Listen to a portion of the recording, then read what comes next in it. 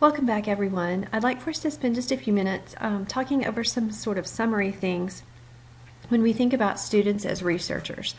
This is generally for those of you who are involved with K-12 students, but some of the ideas can be applied to adults as well, and certainly to college-age students who maybe don't have a lot of sophistication actually conducting research. When we're working with younger students, or even maybe those with almost no computer abilities or computer skills, there are some things that we need to remember. First of all, we need to understand that they may have very little familiarity with a computer at all. The whole idea of a keyboard as input and a mouse as input and multiple inputs sometimes can stress out people who don't have as much experience using all of these together. Especially now that we are moving towards devices. Lots of kids have used a parent's iPhone or may have their own iPad, but that's very different than actually using a keyboard and using a mouse. And so they may have had some experience gaming on a computer, but they may not. And so there are some different things that you have to recognize. Keyboarding skills are very limited. Obviously, young students have a very hard time typing, and they tend to just kind of hunt and peck. And if they're trying to actually type something, we also know that they have very poor spelling abilities. And so that may interfere with the way that they can actually begin to look for something. But even before that, we know that young kids have a very limited grasp of this subject and term type of dichotomy, and that's simply developmental. When students talk about a dog, or think about even a very young child talking about a dog, the actual animal that they're describing may or may not be a dog, as you and I would think about it. So as kids age, they have to really learn terms and learn how terms describe the things that they are trying to seek, or the things that they want to discuss, or the things that they want to learn about. And obviously young students at this age don't have any familiarity with Boolean logic, and so that whole idea, that misunderstanding of how it works, is something that we have to model. So my best advice for working with very young students is spend lots of time modeling the types of behaviors, doing think-alouds with young students, helping them understand thought processes. Think-alouds are ways for adults to make visible thinking strategies and thinking processes. And so you may work in a small group, or you may work with a whole group, performing some searches and thinking and speaking out loud some of the ideas that are rolling around in your head.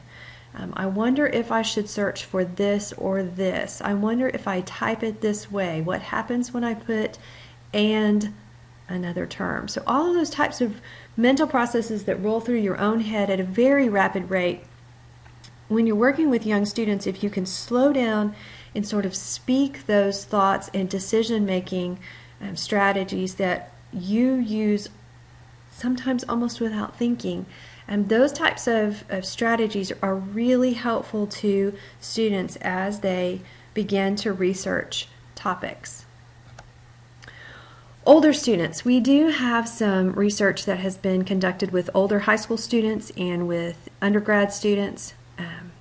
We know that older students, let's consider middle school and up, older students tend to only use Google.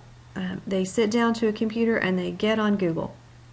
Many years ago, Dr. Stansberry and I did a research project that was sort of this repository of cases from, at the time, the Big 12 schools, and we looked at all of these cases, and overwhelmingly, even teachers just turned students loose and said, go get on Google and find it. That's a very poor teaching strategy. Kids tend to use Google and are comfortable using Google, but they're not really skilled when it comes to using Google. First of all, if, and that's a very big if, a student scrolls, they have really no idea what they're looking for, and they just tend to scroll and click indiscriminately.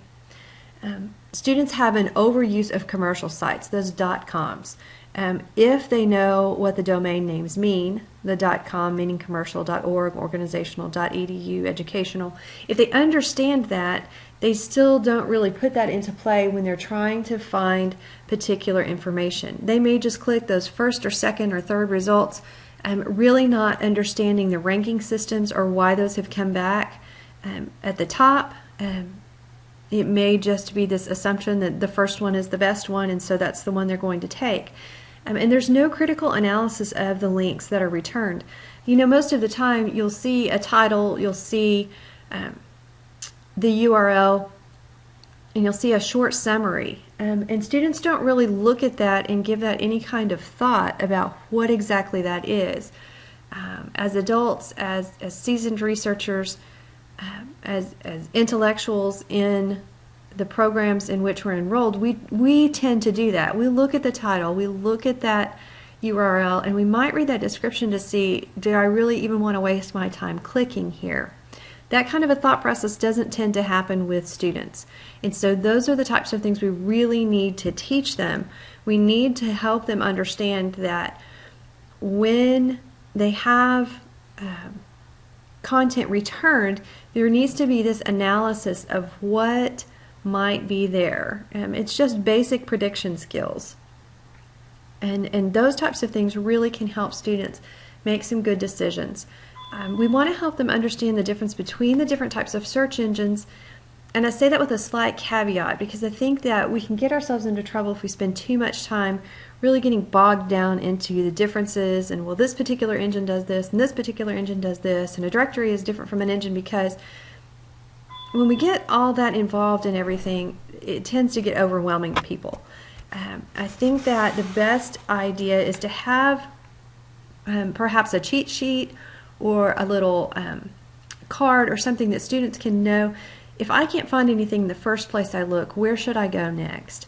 And then if I can't find anything there, where should I go next? And we need to teach them sets of skills that will translate across multiple engines, multiple directories, even that can be used in the research databases that we've used. And then the last thing is really to help students do some brainstorming up front. Have them do some critical thinking before they sit down and just start roaming, searching, surfing, looking. This is something that I've used in the past with students, and it just can be a half sheet of paper, this can be something on an index card, and it's just really a pre-thinking strategy to use with kids. I use this with middle schoolers to just sort of help them understand, okay, this is what I need to find, this is where I want to go, I'm looking for, I'm going to know that it's good, I'm going to know that this is the right information, if it answers a question, if it matches up with something else I've found, if it validates something I've read in a book, if it sounds like the information we talked about in class. So those types of things are really good to help students. And so these are just a few little quick tips as you are working with people who are less familiar with the research process.